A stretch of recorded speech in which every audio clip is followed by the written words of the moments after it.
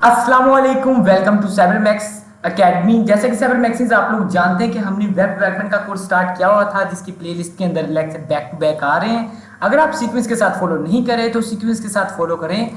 HTML का course मुकम्मल कर लिया था हमने और CSS के लेक्चर चल रहे थे। ओके, और CSS के आई थिंक 4 से 5 लेक्चर अपलोड हो चुके हैं। तो ये लेक्चर नंबर 6 है, तो आई थिंक लेक्चर नंबर 6 ही है। तो इसमें हम पढ़ेंगे पैडिंग के बारे में। ठीक है, कि पैडिंग क्या चीज़ है, ये वर्ड क्या है, इसकी टर्म क्या है, ये किस तरह से यूज होती है। ओके, तो डायरेक्ट चलते हैं फिर अपने कंप्यूटर पर, जहां पर हम फोल्डर वगैरह क्रिएट करते हैं और काम स्टार्ट करते हैं। तो सबसे पहले जो हम काम करते होते हैं वो क्या होता है कि हम फोल्डर बनाते होते हैं। तो आज हम डे 7 का एक फोल्डर बना लेते हैं। ठीक है, यहाँ पर डे 7 नाम का एक फोल्डर बनाते हैं, डे 7। ओके, तो इसको करते हैं ओपन विद कोड। तो आज का जो कॉन्सेप्ट है, जैसे कि आप थंबनेल पर भी देख सकते हैं, वो है पैडिंग के बारे में। तो फाइल भी हम चलें पैडिंग के नाम से ही बना देते हैं, padding.html। ठीक है, ये बना ली फाइल हमने और इसको करना है इस तरह से ओपन। और इसकी जो हेडिंग है वो भी मैं आज पैडिंग ही रख देता हूँ। ओके, और यहाँ पर एक मैं हेडिंग देता हूँ H1 के टैग से, इसको मैं कर लेता हूँ सेव, और H1 के टैग से today we will learn about padding in CSS and HTML कह देते हैं सर। ठीक है, आज हम CSS के बारे में, और एक HR का मैं लगा देता हूँ हॉरिजॉन्टल रूल। ये पता है ना क्या चीज़ होती है, जब HTML के लेक्चर पढ़े थे, एक ये नीचे सिंगल लाइन लगा देता है। तो इसका हम आउटपुट देखते हैं जल्द से जल्द। इसको मैं करता हूँ ओपन, और ये रही पैडिंग की फाइल और ये ओपन हो चुका है। सिंपल अभी मैंने ये लाइन लिखी है और नीचे ये एक हॉरिजॉन्टल रूल यानी एक सिंपल लाइन लगा दिया नीचे इसके। ओके, अब हम एक काम करते हैं, पैडिंग का कॉन्सेप्ट समझने के लिए सबसे पहले हमें एक डिव क्रिएट करनी होगी। आपको बताया था उस डिव को एक आईडी भी देनी पड़ेगी। क्यों? क्योंकि हमने CSS को अप्लाई करना है उस पर। ठीक है, तो बजाय कि हम पहले डिव लिख के उसमें आईडी लिखें, अगर आप डायरेक्ट आईडी देना चाहते हैं तो आप चलें क्लास दे देते हैं हम। ठीक है, तो डॉट लगा के उसका नाम लिख दें। तो नाम मैं रख देता हूँ चलें बॉक्स। ठीक है, ये देखें जैसे मैंने ये लिखा वो ऑटोमेटिकली उसने डिव क्रिएट कर दी और ये लिख दिया। इसके अंदर मैं एक काम करता हूँ, या तो कोई इमेज रख लेते हैं या इसके अंदर टेक्स्ट ही लिख देते हैं। तो टेक्स्ट रैंडम लिखने के लिए लॉरम का कीवर्ड लिखते हैं और जितने वर्ड्स का आपने टेक्स्ट लिखना है वो लिख सकते हैं। तो मैं यहाँ पर चलें 100 लिख देता हूँ कि 100 वर्ड्स का मुझे चाहिए। Alt-G दबाकर मैं स्क्रीन के अंदर ले आता हूँ सारा डाटा। ठीक है, अगर इस तरह स्क्रीन से बाहर चला जाता है तो Alt और G दबाएंगे आप तो वो स्क्रीन के अंदर लेगा। इसी तरह ये जो आपको ये साइड पर नज़र आ रहा है, इसको आप गायब करना चाह रहे हैं तो Ctrl+B दबाएं तो ये गायब हो जाएगा। ये शॉर्टकट साथ साथ याद करते जाएं।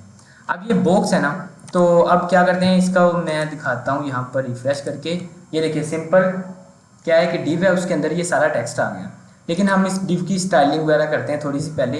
इसको बॉर्डर देते हैं और इसकी लेंथ विड्थ हाइट सेट करते हैं। उसके बाद मैं आपको पैडिंग का कॉन्सेप्ट बताता हूँ। तो बजाय कि हम इंटरनल अप्लाई करें, हम यहाँ पर इंटरनल ही बल्कि अप्लाई करेंगे, यहाँ पर एक्सटर्नल अप्लाई करने के बजाय। तो इंटरनल किस तरह से अप्लाई करते हैं, स्टाइल का टैग लगाते हैं और यहाँ पर एग्जैक्ट वही काम करना है जो हम आमतौर पर करते हैं। बॉक्स, ठीक है, इसको मैं क्या करता हूँ, इसके मैं विड्थ दे देता हूँ। विड्थ कर देता हूँ मैं 300 पिक्सल। ठीक है, और इसकी हाइट भी मैं कर देता हूँ कितनी, 300 पिक्सल। और उसके बाद यहाँ पर बॉर्डर कर देता हूँ, बॉर्डर 2 पिक्सल सॉलिड और रेड। ठीक है, ये कर दिया और इसके बाद मैं इसको कर देता हूँ सेव। और इसका हम देखते हैं आउटपुट क्या है। बॉर्डर वगैरह लग चुका है। ये बॉर्डर का लास्ट लेक्चर देखा था ना, बॉर्डर के कई ऑप्शन है हमारे पास अप्लाई करने के, तो वो भी आपने देख लेना लेक्चर जो लास्ट लेक्चर था।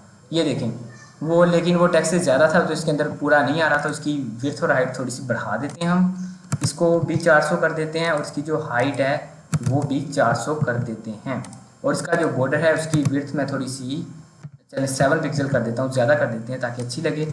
और बॉर्डर रेडियस का भी लगा देता हूँ, चले मैं ये बॉर्डर रेडियस 20 पिक्सल कर दो। अब देखते हैं क्या इफेक्ट आता है इस पर। इसको करते हैं रिफ्रेश, तो ये देखें आ चुकी है। ठीक है, अब देखें इसकी जो ये बहुत ही कम रख दिया मैंने, 700 कर देनी चाहिए ताकि वो टेक्स्ट उसके साथ अटैच ना हो ज़्यादा। ये देखें 700 कर दी और इसको मैं करता हूँ यहाँ से रिफ्रेश, तो ये देखिए इतना आ चुका है। ठीक है, ये भी 700 विड्थ है और 700 हाइट होगी। इसके अंदर ये टेक्स्ट है। अब पैडिंग का कॉन्सेप्ट समझिए। पैडिंग क्या चीज़ होती है? देखिए पैडिंग जो आपके डिव के अंदर अगर आप अप्लाई करें किसी भी चीज़ पर पैडिंग, तो उसका जो बॉर्डर होता है ना, जिस चीज़ के अंदर आपने कोई टेक्स्ट रखा है, कोई कंटेंट रखा है, कोई इमेज रखी है, कोई वीडियो रखी है, तो उसका बॉर्डर के साथ डिस्टेंस, ठीक है, यानी ये जो पैराग्राफ है ये बिल्कुल इसके साथ अटैच है, तो इसकी पैडिंग यहाँ पर कितनी है, 0 है बिल्कुल, ठीक है, एग्जैक्ट 0 है, तो इसलिए ये बिल्कुल इसके साथ अटैच है। इसी तरह ये इसकी टॉप पैडिंग है, यानी ऊपर वाले बॉर्डर से इस कंटेंट का डिस्टेंस, ये टॉप पैडिंग है। इसी तरह ये इसकी राइट पैडिंग है, ठीक है, कि यानी यहाँ से इसका डिस्टेंस। इसी तरह ये इसकी लेफ्ट पैडिंग है और ये इसकी बॉटम पैडिंग है, ठीक है। लेकिन जब हम अप्लाई करेंगे यहाँ पर पैडिंग का कॉन्सेप्ट, तो देखते हैं किस तरह से अप्लाई होता है। तो वो किस तरह से अप्लाई किया जाता है, यहाँ पर पहले मैं एक लाइन लगा देता हूँ ताकि आपको डिफ्रेंशिएट हो जाए कि पैडिंग इसके नीचे है। तो यहाँ पर पैडिंग लगाते हैं हम। तो ये देखिए, जैसे मैं सिंपल पैडिंग का वर्ड यूज़ करता हूँ, पैडिंग लग गई, अब बतानी है कितने पिक्सल की लगानी है। तो मैं लगा देता हूँ 10 पिक्सल की, ठीक है, 10 पिक्सल की लगा दी। अब इसको मैं रिफ्रेश करके देखता हूँ, देखिएगा होगा क्या। जैसे मैं इसको रिफ्रेश करूंगा, 10 पिक्सल कंटेंट से यहाँ से डिस्टेंस बन जाएगा, 10 पिक्सल इस तरफ से, 10 इस तरफ से और 10 नीचे से। ये देखिए, मैं जैसे इसको रिफ्रेश किया क्या हुआ, देखा डिस्टेंस बढ़ गया ना, 10 पिक्सल इस तरफ, 10 पिक्सल इस तरफ, 10 पिक्सल इस तरफ और 10 पिक्सल ही नीचे। लेकिन आप कहेंगे नीचे तो काफ़ी ज़्यादा है, क्योंकि हमने इसकी विड्थ फिक्स की हुई है, इसकी जो हाइट है वो फिक्स की हुई है, तो इसलिए आपको ये इतना लग रहा है। लेकिन अगर इसकी विड्थ ऑटोमेटिक होती तो ये 10 होता। तो चले एक काम करते हैं, इसकी जो हाइट है वो मैं यहाँ पर ऑटो ही कर देता हूँ ताकि आपको अच्छे से समझ आए। इसकी क्या कर दी, ऑटो कर दी। तो अब देखते हैं इसको रिफ्रेश करके, ये देखिए, ठीक है, 10 इस तरफ, 10 इस तरफ, 10 इस तरफ और 10 इस तरफ। अब मैं इसको ना 20 करके दिखाता हूँ, इसको थोड़ी सी ना बढ़ाता हूँ पैडिंग को, ताकि आपको समझ आए कि क्या ये इसका डिस्टेंस बढ़ता है। वो क्या रहा है कि कंटेंट का इसके बॉर्डर्स के साथ डिस्टेंस बढ़ रहा है। इसको मैं रिफ्रेश करता हूँ, ये देखिए 20 हो गया। लगे समझ, यहाँ से भी बढ़ गया, यहाँ से भी बढ़ गया, यहाँ से भी बढ़ गया, यहाँ से भी बढ़ गया।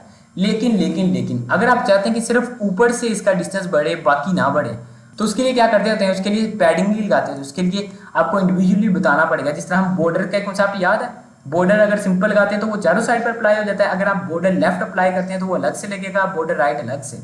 इसी तरह पैडिंग अगर मैं सिर्फ यहाँ पर टॉप कर दूँ, पैडिंग टॉप 20 कर दूँ, तो फिर क्या होगा, सिर्फ यहाँ से पैडिंग 20 रहेगी, यहाँ से डिस्टेंस देखिएगा बिल्कुल 0 0 हो जाएगा। इसको मैंने किया, ये देखिए पैडिंग टॉप रही है, लेफ्ट राइट और बॉटम खत्म, ठीक है। इसी तरह यहाँ पर मैं अप्लाई कर यहाँ से अप्लाई करता हूँ, यहाँ पर मैं पैडिंग को दोबारा से पैडिंग राइट अप्लाई कर देते हैं, ठीक है। पैडिंग राइट में कर देता हूँ 50 पिक्सल। आप देखते हैं क्या इफेक्ट आता है, देखिएगा राइट साइड से इसका जो 50 पिक्सल डिस्टेंस बढ़ जाएगा, ठीक है, ये देखा 50 पिक्सल। इसी तरह अगर इसी लाइन को मैं नीचे कॉपी करूँ और यहाँ पर इसको मैं लेफ़्ट कर दूँ, ये लेफ़्ट चाहिए, तो लेफ़्ट की वैल्यू मैं यहाँ से 100 कर देता हूँ, ठीक है। और इसी तरह लेफ़्ट के साथ मैं बॉटम भी अभी कर देता हूँ ताकि हमारा टाइम बचे। यहाँ से बॉटम किया तो बॉटम की मैं कर देता हूँ, कितनी करूँ, 120 कर देता हूँ, तो 120 पिक्सल हो गई। अब मैं इसको करता हूँ रिफ्रेश, देखिएगा यहाँ से 10, यहाँ से जितनी भी हमने रखी है 100, यहाँ से एक तरफ से मेरे ख्याल से 120 रख दी हमने। इसको मैंने रिफ्रेश किया तो ये देखिए अप्लाई हो गया कि यहाँ से 120, यहाँ से 100, यहाँ से 120, यहाँ से 70 और यहाँ से 20 पिक्सल। तो इस तरह से ये चीज़ अप्लाई होती है कि किसी भी चीज़ पर आप इंडिविजुअली अप्लाई कर सकते हैं पैराग्राफ वगैरह, ठीक है। तो ये पैराग्राफ लग गया, ये पैडिंग का कॉन्सेप्ट समझ आ गया कि किसी भी चीज़ को अगर किसी ब्लॉक के अंदर बंद है तो उसका उसके बॉर्डर से यहाँ से डिस्टेंस, ठीक है, उसका इंटरनली उसका जो डिस्टेंस है कंटेंट का उसके बॉर्डर्स के साथ, उसे हम कहते हैं पैडिंग। तो पैडिंग एडजस्ट आप कर सकते हैं अपने हिसाब से, जैसे भी आपको रिक्वायर हो कि पैराग्राफ इस तरह से नजर आना चाहिए, बॉक्स के अंदर इस तरह से नजर आना चाहिए।